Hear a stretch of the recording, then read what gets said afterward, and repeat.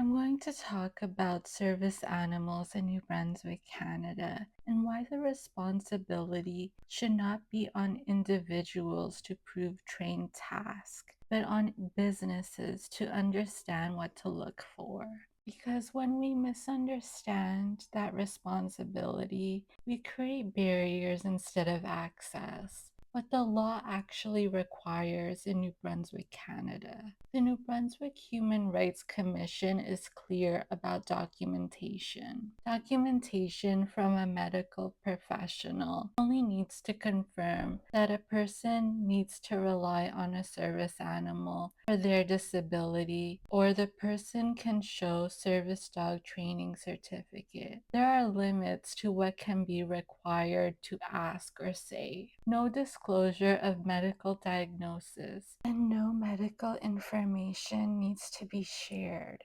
Medical professionals are not evaluators of the animal. They cannot assess the animal's training, confirm their specific trained task. Their role is to confirm the need to rely on a service animal, not to prove or validate the animal's training. Responsibility lies with businesses to assess the animal's behavior. Businesses are responsible for what they can directly observe. They should be looking at, is this animal under control? Is it calm, well behaved, and non disruptive to other people and the environment? A real world example of misunderstanding is last year involving Charles, and the dog was described as disruptive and not well behaved. The manager described Charles as disrespectful by swearing to the grocery store manager. The manager tried to deny access for my service cat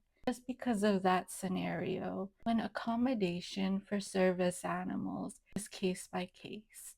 When I asked about Charles' dog task, the response from him was calms me down. That reflects emotional support, not a trained specific task for a service animal. Emotional support animals provide comfort to a person with a disability just by simply existing. ESA have pet behavior. They are not the same as a service animal. Service animals are trained in specific action, trained tasks to help mitigate someone with a visible or invisible disability. You don't determine a service animal only by paperwork. You determine it by temperament, behavior, and control. Misunderstanding creates barriers for legit service animal teams. People with legit service animals face more questioning, requests for unnecessary proof, delays, or denial of access. Businesses already have the authority they need. If an animal is disruptive, aggressive, not under control, they can ask the person to have the animal under control, or they can remove the person from the business property, even if the animal is a legit real service animal, because service animals do make mistakes.